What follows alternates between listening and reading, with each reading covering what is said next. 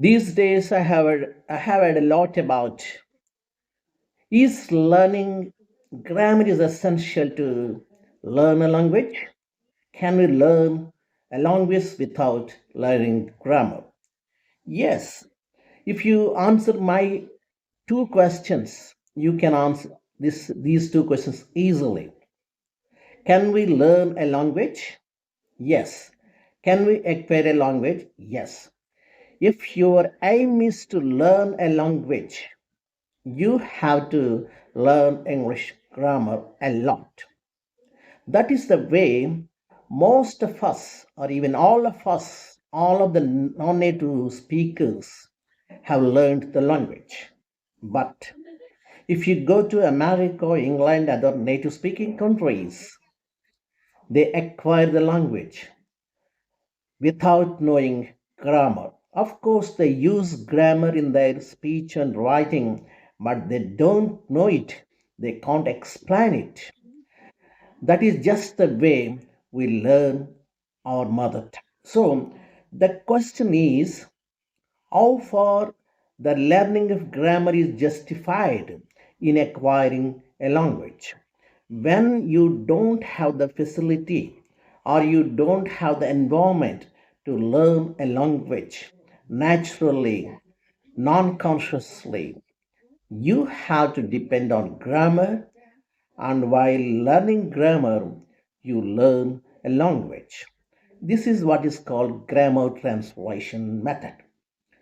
Though grammar translation method is harmful to all of us, especially to the speakers of English as a native language or foreign language, it has become an important tool in acquiring a language.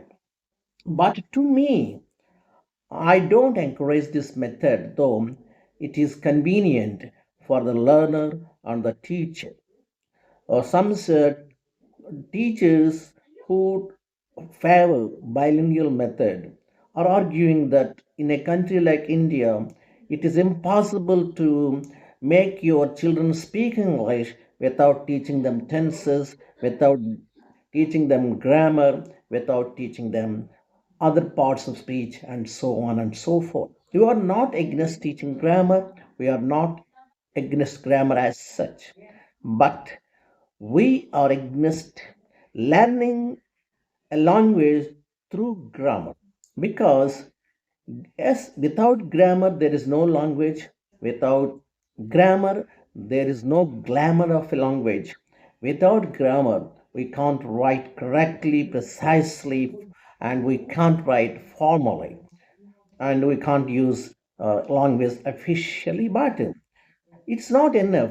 Language is not just formal, it is not official, it is not consultative, it is also colloquial, informal, and intimate. In this context, grammar doesn't help you much. You have to learn the idioms, the phrases, and also some ungrammatical sentences to make your speech more intimate, more informal, and more colloquial, and more casual.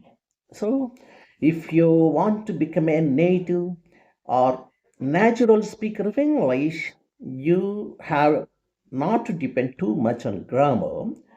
But if your aim is to prepare for the examinations, if your aim is to write involved in academic writing, if you want to use grammar formally at courts and also in other official places, if you are an employee, then it may help you.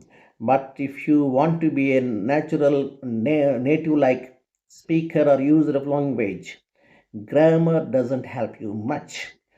There are many instances where grammar can be violated. There are many ungrammatical sentences.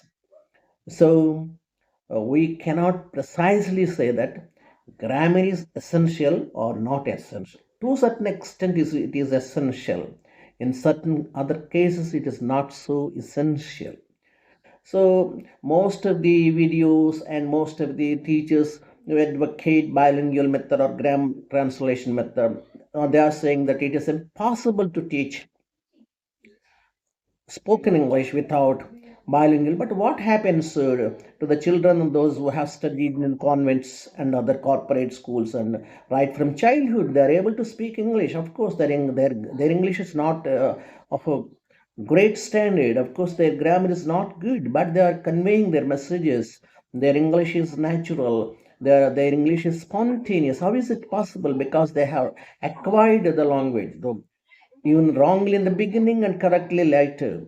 They haven't, of course, are they not doing grammatical exercises in the classroom? They are reading the textbooks, they are answering the textbooks, and they are writing the examinations back. They are speaking natural English because they haven't learned through grammar translation method.